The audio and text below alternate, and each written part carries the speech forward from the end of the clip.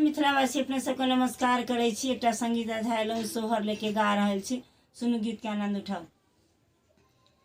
बरहे बरस के उमरिया छलै तेरा,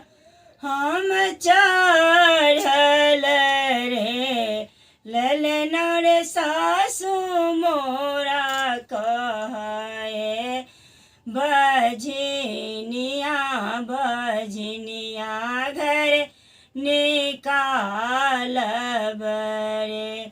ललना रे सासु मोरा कहा, ए बजनिया बजनिया कहाँ आयल रे ललना रे गोतने हलसी, घर बैठल सब धान हमर होत रे, अंगना बाहर त चरिया छहिया रोनौरिया छही गे, चरिया गे आनी दही जह रबे खजहर खाए मारब गे, चरिया गे आने दही जहर के पोरिया जहर बिख खाए बगे, जुआबा खेलैते राजा बेल तर और बबूर तर यो, राजा हो यहाँ के धानी मारा त जहर खाए जहर बिखयान दियो, राजा यहाँ के धानी मार त जहर खाए जहर बिखयान दियो, इतना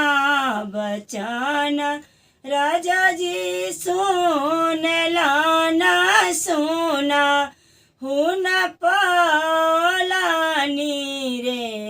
ललना रे झटी दलन मुनहरे घर कहू धाने कोसल रे ललना रे झटी दलनी मुनहरे घर कहू धाने कोसल, कुशल कुशल राजा जी ठीक छलैया रोबे ठीक छलैयो, राजा आहू कयामा कहे, बजनिया बजनिया घर निकालब यो, बारहे बरस के उमरिया छलै तेरा, हम चढ़ल यो, राजा आहू के भाभी बैठे हलसी घर सब धान हमर होत रे, राजा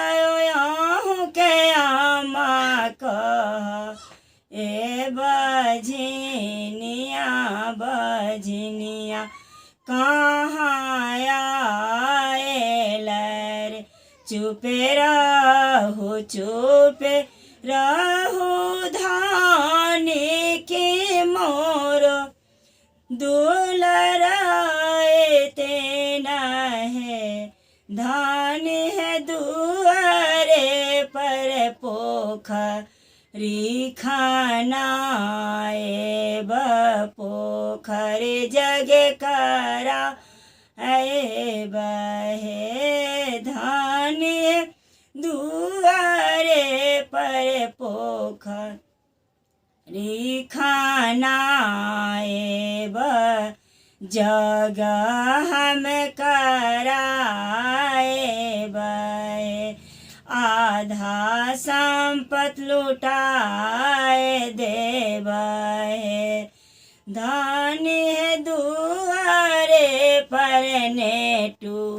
वाना चाहे आधा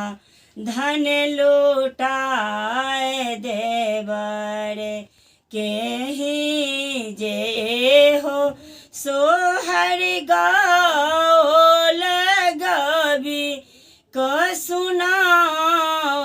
रे ललनार जुगे जुगे बढ़े इहो बांस के बाजाना बाजत रे संगीत हो सोहर गाओ लगबी को सुनाओ रे ललनार जुगे जुगे बढ़े एहो बांस के बाजाना बाजत रे ललनार स्वर्ग के पित्र सब आनंद होत आवे कुल बधैया बाजू रे। धन्यवाद।